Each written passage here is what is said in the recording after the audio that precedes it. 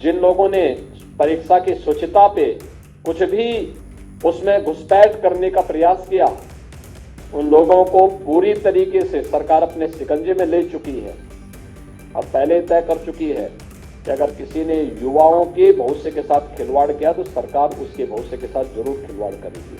मुख्यमंत्री योगी आदित्यनाथ ने आज यानी गुरुवार को लोक सेवा आयोग के अंतर्गत चयनित 39 एसडीएम, 41 डीएसपी और 16 कोषाधिकारियों व लेखा अधिकारियों को नियुक्ति पत्र वितरित किए। बता दें, चयनित अभ्यर्थियों को ये नियुक्ति पत्र सीएम योगी आदित्यनाथ ने मुख्यमंत्री आवास पर वितरित किए हैं। इस दौरान सीएम योगी ने संबोधित करते हुए कहा कि भर्ती परीक्षा की शुचिता और पारदर्शिता में सेंधमारी करने वालों से सरकार पूरी सख्ती के साथ निपट रही है। ऐसे लोगों की प्रॉपर्टी जब्त की जा रही है, उनके घर रेड मारी जा रही है और सरकार उन्हें पूरी तरह से शिकंजे में ले चुकी है। अगर किसी ने भी युवाओं के भविष्य के साथ खिलवाड़ करने की कोशिश की तो सरकार उनके भविष्य के साथ जरूर खिलवाड़ करेगी।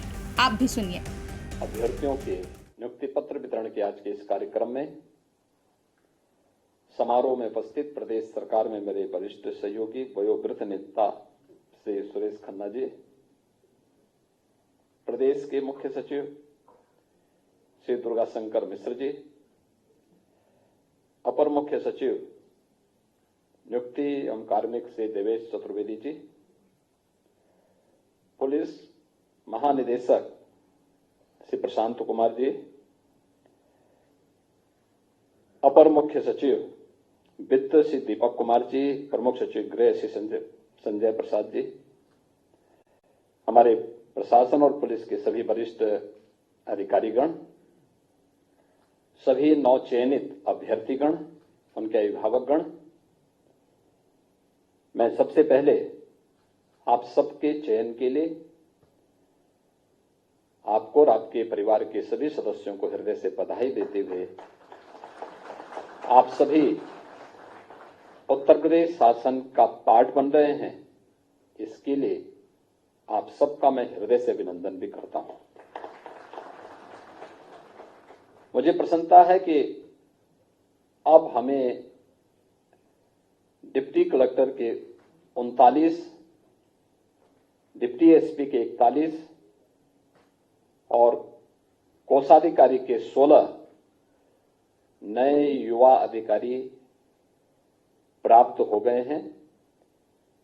उत्तर प्रदेश की स्पीड को बढ़ाने में ये सभी अपना योगदान दे पाएंगे, मैं यह आप सबसे अपेक्षा रखता हूं।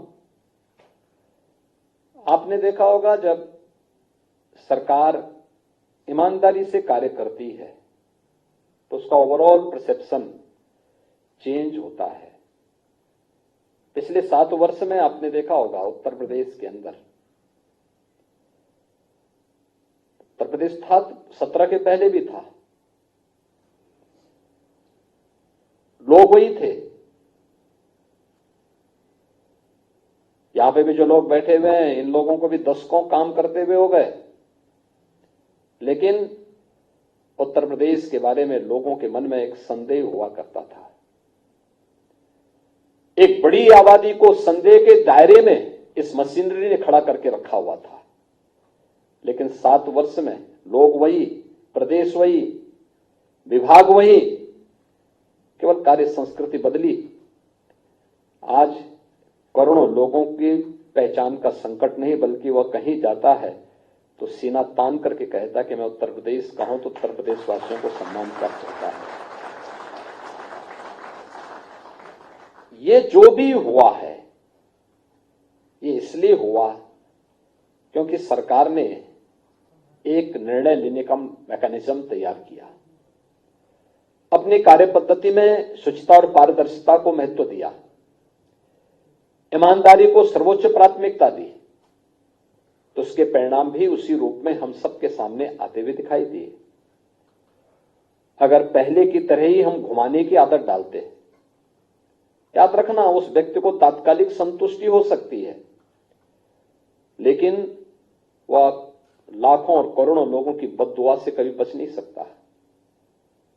और खासतौर पर अधिकारी संवर्ग में दोनों तीनों प्रकार की जो कैटेगरी यहां पर बैठी हुई है, उन सबसे मैं यही कहूंगा, आपके पास अपने सेवा के माध्यम से जनता जनार्दन की दुआ लेने का भी अवसर होता है और बद्दुआ लेने का भी पूरा अवसर होता है।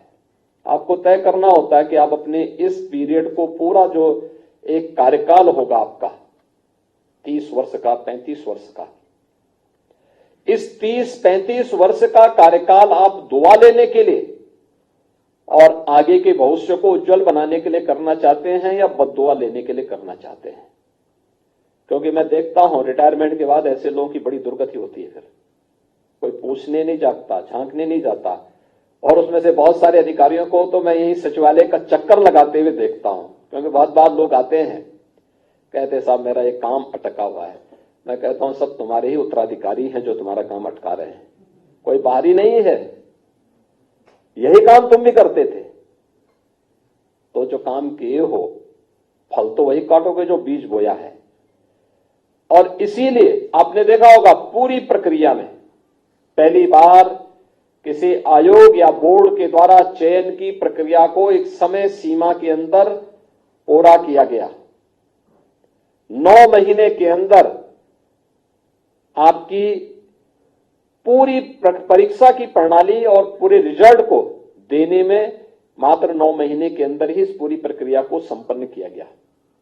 न कोई सिफारिश, न कहीं से कोई हस्तक्षेप, और जहां पर जिन लोगों ने परीक्षा की शुचिता पे कुछ भी उसमें घुसपैठ करने का प्रयास किया, वे लोग उसका खामियाजा भुगत भी रहे हैं।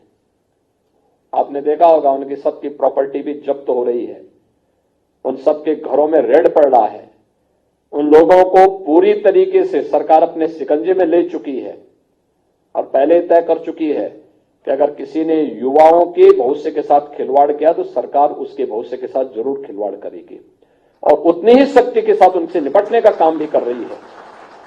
जो लोग परीक्षा की शुचिता और पारदर्शिता में सेंध लगाने का कुत्सित प्रयास करेंगे, वे कहीं भी छुपे होंगे, उनको बाहर निकालने में बहुत देर नहीं लगती। और मुझे लगता है कि आज जो कार्य प्रदेश के अंदर बखूबी हो रहा है, और इसी शुचिता और पारदर्शिता का परिणाम है कि गत 7 वर्ष के अंदर इस डबल इंजन की सरकार ने प्रदेश के अंदर 6.5 लाख से अधिक युवाओं को सरकारी सेवा में लेने में सफलता प्राप्त की।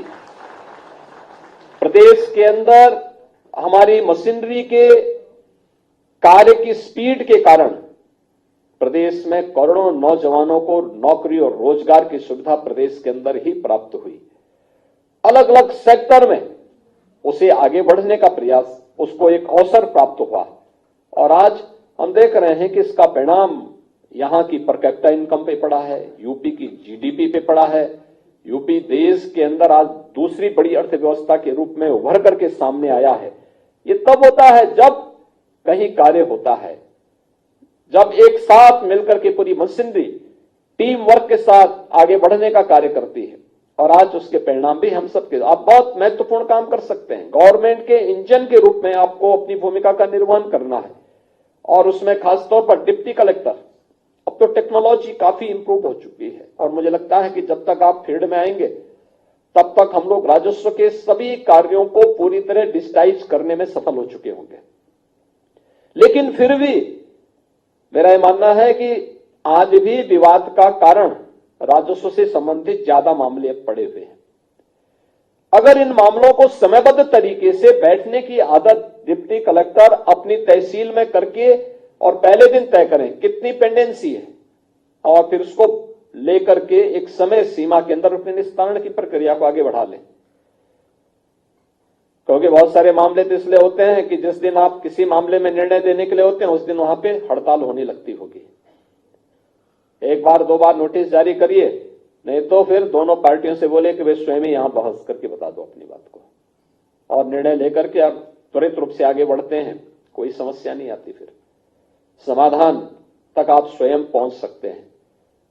एक गरीब को न्याय देना हमारा दायित्व होना चाहिए। उस गरीब के साथ हम खड़े होंगे जिसकी किसी मंच पर सुनवाई नहीं हुई है। कानून व्यवस्था को बनाए रखने में भी आप बड़ी भूमिका का निर्वहन करते हैं। लैंड रिकॉर्ड के साथ साथ राजस्व से संबंधित सभी प्रकार के इन कार्यों में आपकी एक बड़ी भूमिका होती है। डिप्टी एसपी का पद भी इसी प्रकार का है। ये कोई सेरेमोनियल पद नहीं है कि बैठा दिया और केवल जो है अपना एक पिकनिक बनाने के लिए एक थाने में जा रहा, उस थाने में जा रहा। वहां की एक एक गतिविधि को वॉच करना।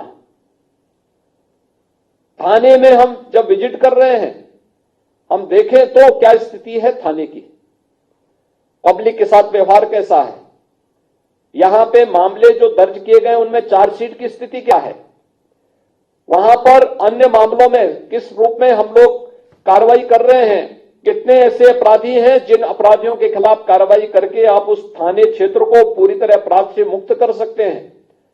वहां पे पीआरबी की पेट्रोलिंग की स्थिति क्या है, वहां पे ट्रैफिक की स्थिति क्या है, प्रोसिक्यूशन को आगे बढ़ाने में थाने स्तर पर क्या प्रयास होने चाहिए। ये बहुत सारे मामले हैं जिनकी आप समीक्षा कर सकते हैं। थाने के अंदर रिकॉर्ड के रखरखाव के लिए क्या कार्रवाई हो रही है। ऐसे कोषाधिकारी के रूप में भी अपने उत्तरदायित्वों का निर्वहन करते हुए, टेक्नोलॉजी का बेहतरीन उपयोग करते हुए कैसे हम लोग वहां आने वाले एक एक व्यक्ति को राहत देने में अपना योगदान दे सकते हैं, एक बड़ी भूमिका है। और उस भूमिका के साथ अगर आप कार्य करते हैं तो करोड़ों लोगों की दुआ आपके साथ चलती है। आपकी सर्विस तो मेरिट के आधार पर आगे बढ़ती ही है, लेकिन साथ साथ करोड़ों लोगों की दुआ भी आपके साथ चलती है, जो आपको आगे बढ़ने के लिए एक उज्जवल भविष्य को आपको आगे बढ़ाने में योगदान देती है। लेकिन जब हम लोग कोताही बरतते हैं, अधिक से अधिक नेगेटिविटी ये मान करके चलते हैं हमें इसका बिगाड़ना ही है, आप बिगाड़ने के लिए नहीं बैठे हैं जी। कोई किसी पद पर इसलिए नहीं बैठा है कि वो किसी का बिगाड़ेगा, अगर बिगाड़ता है तो बद्दुआ का पात्र बनता है। आप इसलिए बैठे हैं आप समस्या को समाधान तक पहुंचा सके। आप समाधान के लिए आपकी नियुक्ति की गई है, समस्या देने के लिए नहीं बनाई गई है।